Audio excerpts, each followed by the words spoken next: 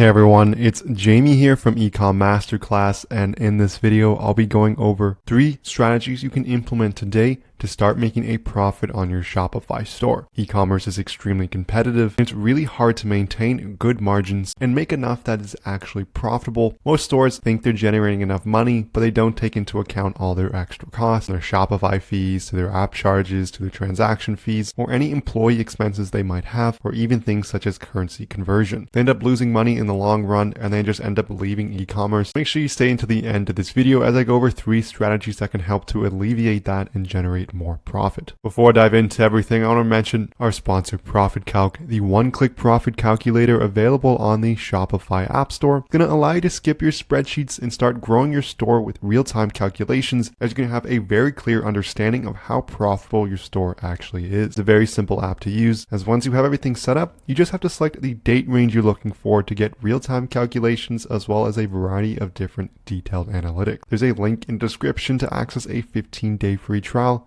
so make sure you check that out. And I'm also going to show a quick promo video. Are you a Shopify business owner who spends hours doing your accounting? Have messy spreadsheets kept you from growing your business? Discover Profit Calc, the affordable and easy to set up Shopify app that crunches your numbers in just one click. It automatically syncs with all your accounts and expenses to calculate your profit, displaying everything in an easy to read dashboard so you understand your business in real time. Start for free on the Shopify App Store today. Let's dive into our first tip today, and that's going to be simply just to test prices. This is because generally most Shopify stores don't charge enough. They're charging a few dollars more than their cost, or they're trying to remain ultra competitive with sites such as Amazon. But what they don't necessarily realize is there are so many costs that go into it, and your ad costs are just going to be so expensive to get customers to your store. Whereas merchants on Amazon have traffic that are coming in anyways through Amazon's search engine. Although there are paid ads in there, you can get a ton of organic traffic depending on your niche. Whereas with your Shopify store here, you're going to need to ensure that you're testing your prices, especially for your best-selling products. You really want to be testing the limit of what customers are willing to pay, and then help to justify you to make a profit. As if you're selling at a loss, that doesn't benefit anyone in the long run either. Well, I guess it does for customers, but it really doesn't for you. So you need to really ensure you have high enough margins. It's got to be generally more than you think it is. It is going to depend on the product here, but you want at least like $20 to $30 in margin, although this is going to be very dependent on your product and how many you're selling per order. But you want to make sure you have more than enough to cover the ad costs. And generally as well, if you can spend more on ad costs, you're more likely to get that next customer. So for everyone else can only afford to pay $10 per purchase, and you can pay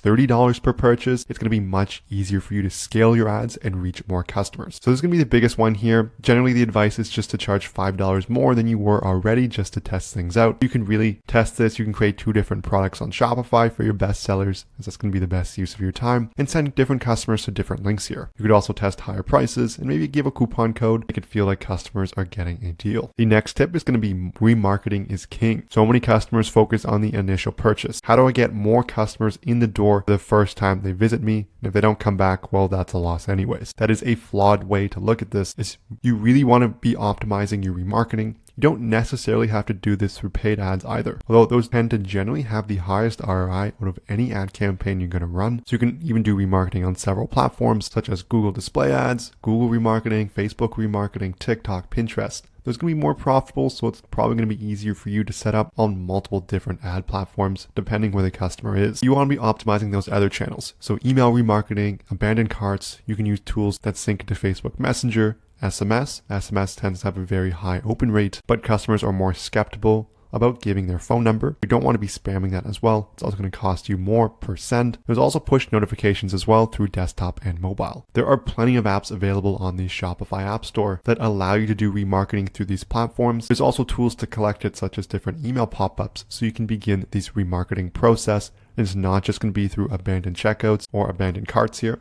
This allows you to retarget them through a medium that is significantly cheaper. There's that whole saying where it takes like 7 times a customer to see your brand to purchase. That's probably generally not true, but there is a little bit of truth in that customers sometimes need to just be simply reminded. Maybe they were on the bus, on their phone browsing, and they just never got around to finishing their checkout. These reminder emails and remarketing are extremely important into increasing the profitability of your store. The third and final tip here is just going to be long-term organic. So what that means is you want to be taking time to build up your long-term brand here. You want to be focusing on long-term strategies such as SEO, and educational marketing. You can do these through building up social media channels, so it could be Instagram, Pinterest, TikTok, YouTube, Snapchat. It really depends where your customers hang out. But as you start to increase your organic reach over time, this allows you to contact customers with essentially no extra paid cost there. We take a look at a site on SimilarWeb. Gymshark is a huge Shopify store. They get around 9 million visits per month, even peaked at 14.6 in October. But if we scroll down here to their search keywords, and we can see top keywords by traffic share, see some of their top search keywords are just their brand.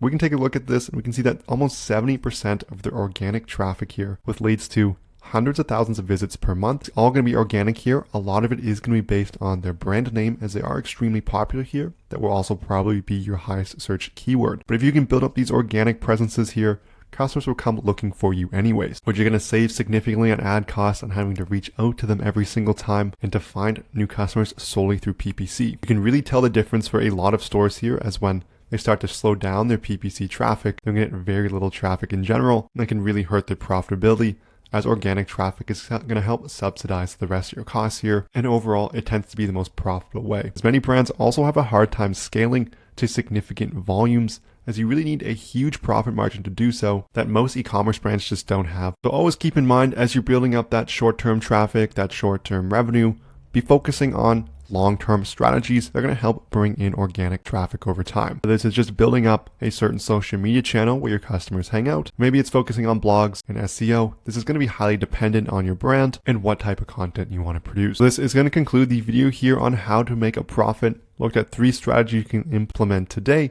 which should help with your overall Shopify profitability.